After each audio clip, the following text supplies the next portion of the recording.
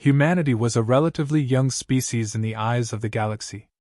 For thousands of years, the Galactic Council had ruled with an iron fist, establishing laws that held countless species in balance.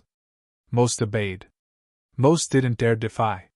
When humanity was summoned to answer for their so-called transgressions, it was with an air of condescension, a reminder to the upstart species of their place. The council chamber was vast, filled with representatives from every corner of the galaxy. Tall, elongated creatures whose shimmering skin reflected the light of distant stars sat next to bulky, armored beings whose heavy breathing could be heard even across the room. Eyes were locked on one single figure at the center of the hall, the human representative. "The charges against humanity are grave," the accuser began, his voice dripping with disdain. He belonged to the Gorkthan, a species known for their aggression and strict adherence to the Council's laws. His eyes narrowed as he continued. "You have violated sacred borders, colonized restricted territories, and wielded technologies beyond your station." There was a murmur of agreement from the surrounding aliens. Many had witnessed humanity's rapid rise firsthand. A mere century ago, they were just another fledgling race, ambitious but insignificant. But in the blink of an eye, humanity had spread like wildfire across the galaxy, seemingly without regard for the carefully maintained order. "You establish settlements on forbidden planets, worlds that even the Council deems inhospitable," the accuser spat. "And you've used your crude innovations to bypass our most sacred regulations. Your expansion is reckless, a threat to the balance we've maintained for eons." The human representative, a woman dressed in the simple, functional attire of Earth's diplomatic corps, remained silent. She stood calm, her posture straight and unwavering. Behind her, the banners of Earth's united colonies fluttered, though the air in the chamber was still. Her face revealed nothing, but her eyes spoke of something deeper, an awareness that many in the room lacked. The accuser continued, his voice rising in intensity. "You've allied yourselves with lesser species, ones we've deemed unworthy of the Council's protection. You've disregarded our laws at every turn. This cannot stand." There was a pause, a moment of anticipation, as the Council members waited for humanity's response. Surely, they thought, the human would grovel. Surely, they would beg for forgiveness, for mercy. That was the pattern they had come to expect. Species after species had knelt before the Council, pleading for a second chance, a reprieve from destruction. Why should humans be any different? The human diplomat, still silent, took a step forward. Her eyes swept across the room, meeting the gaze of each alien species in turn. She didn't look at them with fear or submission. There was no deference in her stance. Instead, there was something else, something that made a few of the older council members shift uncomfortably in their seats. When she finally spoke, her voice was steady and strong, carrying across the chamber with an authority that caught many off guard. "We acknowledge the charges against us," she said, "but we do not accept your judgment." There was a stunned silence. No species had ever refused the Council's judgment, not openly, not in this chamber. The accuser's eyes flashed with fury. "You dare!" "I dare!" she interrupted, her voice cutting through his protests like a blade. "You call our expansion reckless, but what you fail to understand is that it's not expansion, it's survival. We have been pushed to the edges of our own star system, forced to adapt to environments you would never dream of inhabiting. And in doing so, we've thrived. You say we've settled forbidden worlds, yet those worlds have become lifelines for us. We've transformed barren, hostile planets into flourishing colonies. That is not a crime. That is perseverance." Murmurs spread through the chamber. The council members, so used to being deferred to, were not prepared for this level of defiance. The Gorkthan accuser, visibly trembling with rage, tried to interrupt again, but the human continued without pause. "You accuse us of using unorthodox technologies," she said, her voice growing sharper. "But tell me, how long have your species clung to the same stagnant methods? How many of you still rely on technology that has been unchanged for millennia, while the galaxy around you evolves? We innovate not because we disrespect your laws, but because our survival demands it. We found solutions to problems that you considered unsolvable. Another ripple of surprise passed through the chamber. The human diplomat was not simply defending her people, she was accusing the council of stagnation, of complacency. It was a dangerous line to walk, and yet she walked it with absolute confidence. And you say we've allied with lesser species, she continued, but those species are only lesser in your eyes because you've kept them there. You see them as pawns, expendable in your game of control. We see them as equals, as partners in the galaxy. Together, we've built something stronger than any of you could have imagined. Now, there were outright gasps from the council members. This was unheard of, a species not only refusing to kneel but questioning the very foundations of the council's authority. The tension in the room was palpable. The accuser, finally regaining his voice, sneered. You speak of strength, but your kind is nothing compared to the power of this council. You have no right to defy us. The human diplomat smiled, a thin, cold smile. Perhaps, she said, but strength is not always measured in power. Sometimes it's measured in resilience, in adaptability. And if there's one thing humanity excels at, it's adapting. We've faced challenges that would have destroyed other species. We've survived catastrophes that would have wiped out civilizations far older than yours. And each time, we've come back stronger. She paused, letting her words hang in the air. So no. We will not accept your judgment. We will not apologize for surviving, for thriving, in a galaxy that has done everything it can to hold us back. If you see that as a threat, then perhaps it's time you questioned your own place in this galaxy.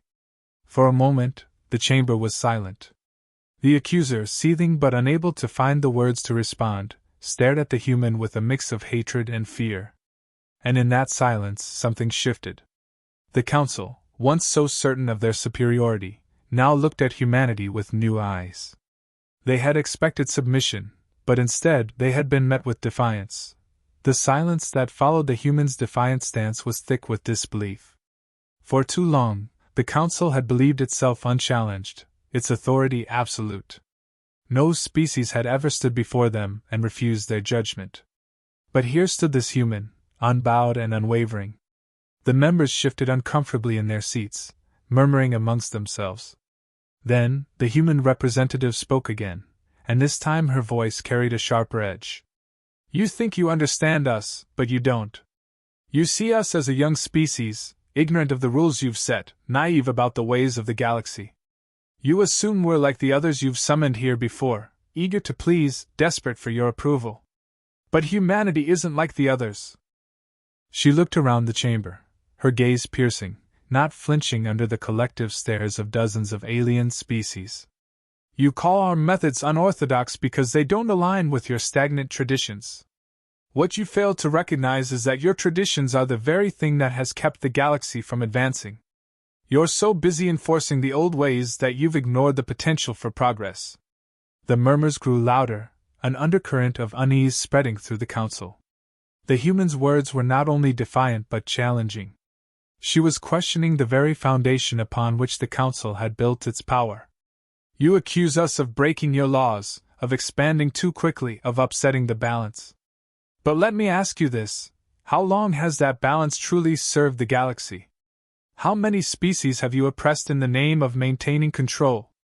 How many worlds have you left to stagnate because they didn't fit neatly into your idea of order? The council members, who had initially been so sure of themselves, were now growing visibly uncomfortable. The human had turned the accusations back on them, forcing them to confront the cracks in their own system. And for the first time, they were beginning to see that the humans might not be as reckless as they thought. You claim to protect the galaxy, the human continued, but in reality you've been holding it back. We didn't come here to ask for your permission. We came here to tell you that the rules you cling to, the laws you use to suppress innovation and survival, no longer apply to us. A hush fell over the chamber. No one dared to interrupt her now. Even the accuser, who had been so vocal moments before, was staring at the human in stunned silence. She continued, her voice calm but carrying the weight of conviction. You think of us as primitive because we haven't been here as long as some of you. But in that short time, We've accomplished what many of you haven't in millennia. We've colonized worlds you deemed uninhabitable.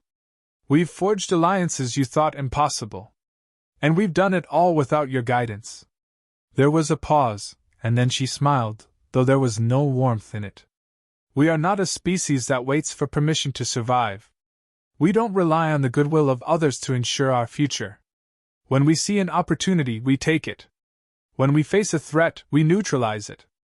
And when we encounter a challenge, we find a way to overcome it. That's why we've thrived where others have failed." Now, some of the council members were exchanging worried glances. The human wasn't just defending her people, she was making it clear that humanity was no longer playing by the council's rules. And there was something deeply unsettling about that. "You talk about balance as though it's a fragile thing," she went on, her gaze steady. "But balance isn't fragile. Balance adapts. And that's what we are the agents of adaptation. We are the ones who will reshape the galaxy, whether you like it or not." For the first time, the fear in the room was palpable. The Council had never faced a species like this before, one that didn't cower or plead for mercy. One that didn't view the Council's power as something to be feared, but rather as something to be questioned. The human took a breath, her expression serious now. "We didn't come here to wage war," she said. "We didn't come here to disrupt your precious order. But if you think that you can control us, you are mistaken. We will not be ruled by fear or by tradition. We will not be bound by laws that no longer serve us.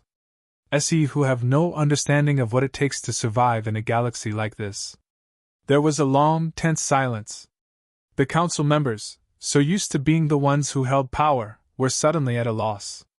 They had expected humanity to fall in line, to grovel like so many others had before them. But this was something entirely different. Finally, the human stepped back slightly, folding her hands in front of her. "We know our place in the galaxy. We know what we are capable of. And we are not asking for your approval. We are here to tell you that humanity will forge its own path, with or without the Council's blessing." She allowed her words to sink in, watching as the weight of them settled over the assembled representatives. There was a new tension in the air now, a realization that the balance of power might be shifting in ways they hadn't anticipated. "We have survived," she said, her voice softening but losing none of its strength. "And we will continue to survive. Not because of your laws, but in spite of them." With that, she turned to leave the center of the chamber, her message delivered. The Council, once so confident in its authority, now sat in stunned silence, forced to confront the possibility that humanity was no longer just another species to be controlled. The chamber remained silent, but the atmosphere had shifted. Whispers traveled among the council members, flickers of doubt now spreading where certainty once reigned. They had underestimated the humans, and now that realization was settling in. The accuser, recovering from the shock of humanity's defiance, leaned forward, eyes burning with anger. His voice was sharp, but the edge of confidence had dulled. "You speak boldly, human. But boldness alone does not grant you a place among the stars. Power does. Do you think we haven't seen countless species try to challenge us, only to be wiped out or brought into line? What makes your people so different?" The human representative didn't hesitate. "What makes us different? We've faced extinction more than once, and every time we've come back stronger. Every time the universe tried to wipe us out, we adapted. You don't realize it, but we've already faced challenges more dangerous than you." There was a ripple of unease across the chamber. They had heard rumors about humanity's resilience, about their ability to survive against impossible odds, but they hadn't taken it seriously, until now. "You've seen fragments of what we're capable of," she continued. "Our colonies on hostile worlds. Our alliances with species you disregarded. But you haven't seen the full extent of what we've built, what we've become." She paused, letting her words settle, before continuing. "You think power is the ability to enforce your will, to control through fear. But that's not the only kind of power. Our strength lies in our ability to learn, to grow, to turn adversity into opportunity. You see our expansion as reckless, but every move we've made has been calculated. We didn't just survive, we thrived in places you deemed uninhabitable, because we refuse to accept limits imposed by anyone but ourselves. Another murmur passed through the chamber. The council members exchanged glances, a mixture of skepticism and curiosity. They had never encountered a species that claimed this kind of adaptability, this kind of relentless progress. Most civilizations that expanded rapidly burned out just as fast. But the humans, they were different. "You want to see power?" she asked, her voice calm yet commanding. "Let me show you what we've done." A display activated, filling the room with images of human technology. Ships that dwarfed those of other species, crafted not for aesthetics but for efficiency and resilience. Weapon systems that were both simple and devastatingly effective. Images of human colonies thriving on planets with extreme conditions, acidic atmospheres, freezing wastelands, barren moons. Each world had been deemed uninhabitable by the Council, yet there were humans, flourishing where others couldn't even survive.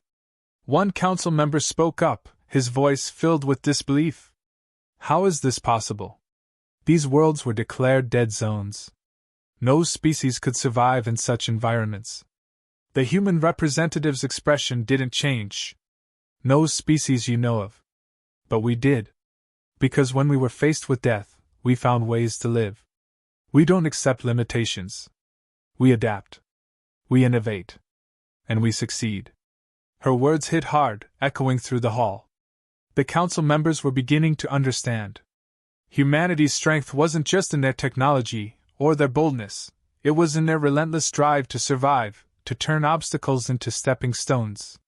"You fear what you don't understand," she said, addressing the council now as a whole. "You've spent millennia maintaining order through rules that no longer fit the galaxy as it is. You've grown complacent, believing your way is the only way.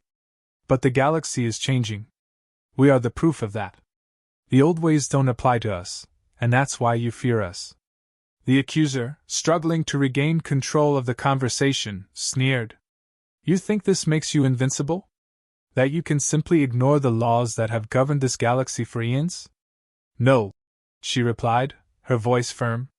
"We don't think we're invincible. We know our limits. But we also know that the laws you speak of, those laws weren't made for us. They were made to keep species like yours in control. You talk about balance, but what you mean is dominance. And we have no intention of being dominated." The tension in the room thickened. The council was accustomed to fear, to submission. But here stood a species that not only refused to be cowed but was openly challenging the very structure of galactic governance.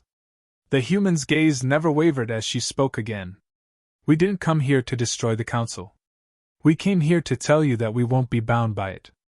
We've built something that goes beyond your control, something you never saw coming.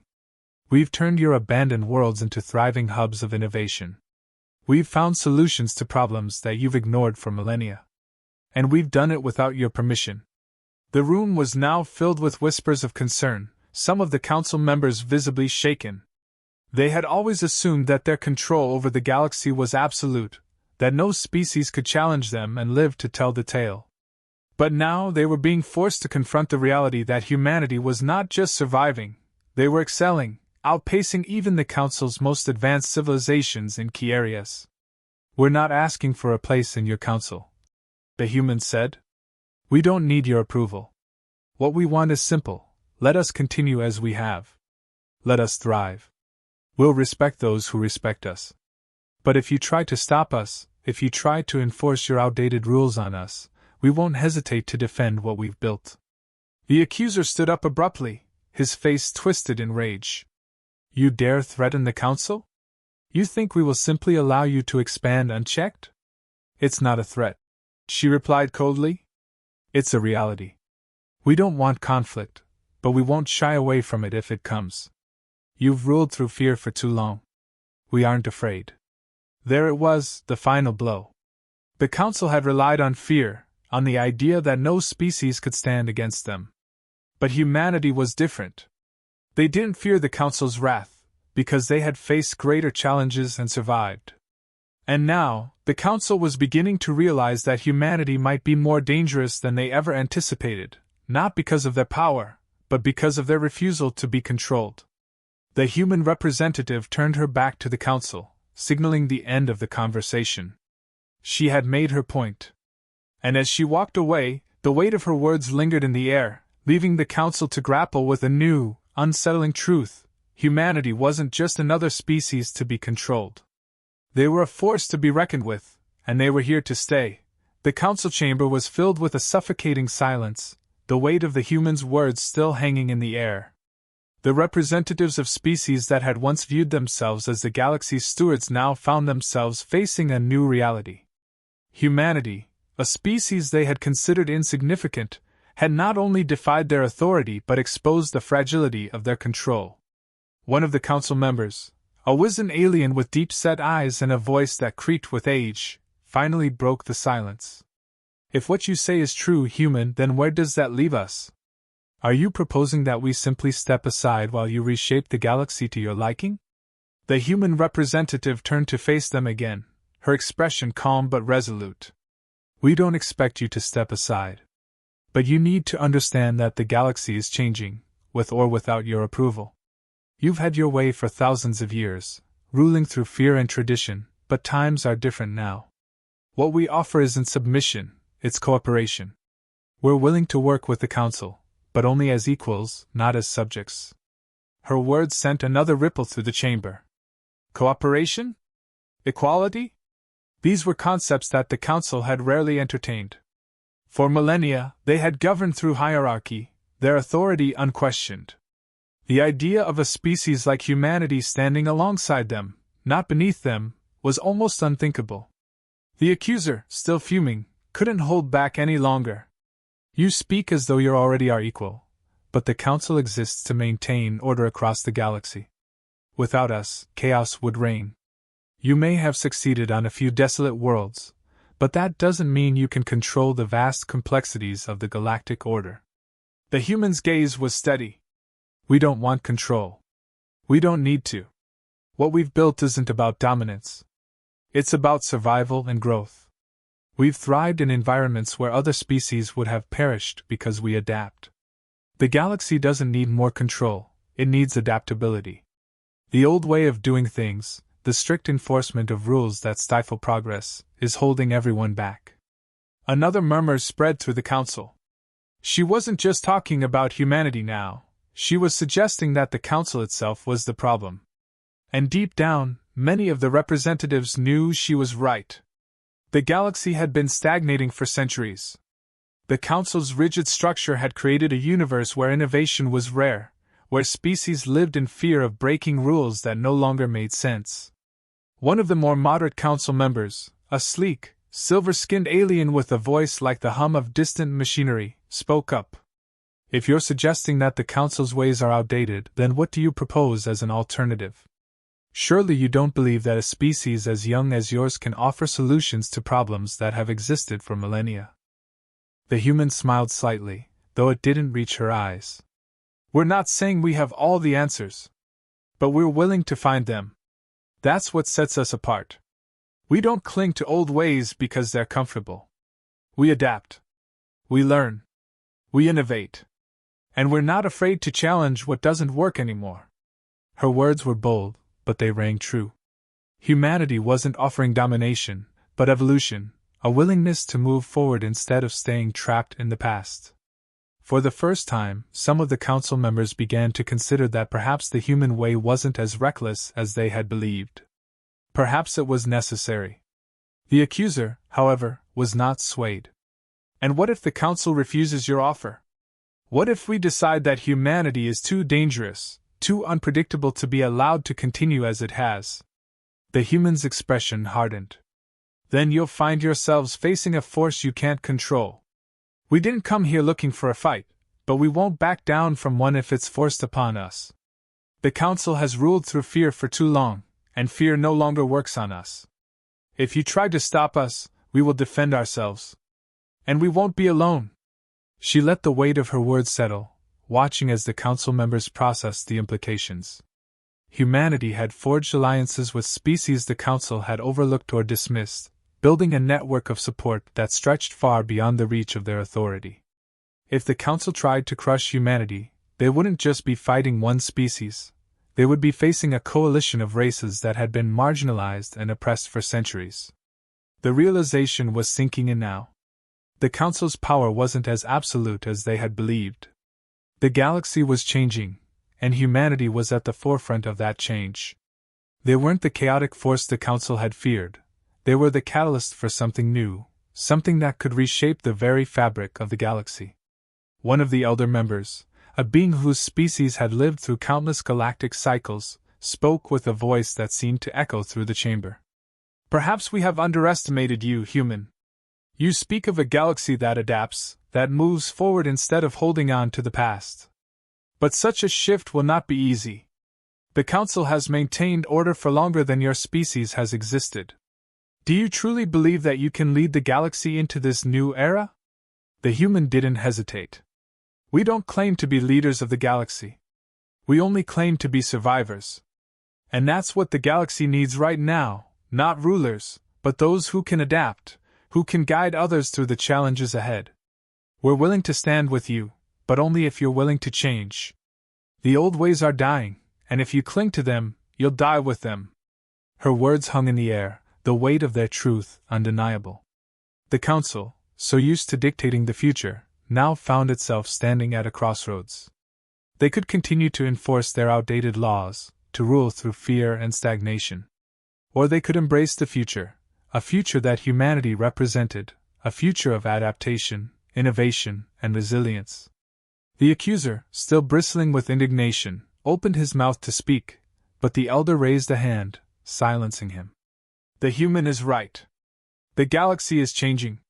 Perhaps it is time we did as well." It was a quiet admission, but it carried the weight of centuries of tradition. The Council, for the first time in its long history, was being forced to reconsider its place in the galaxy. And humanity, once seen as a mere upstart species, was now the catalyst for that change. The human representative, sensing the shift in the room, gave a small nod.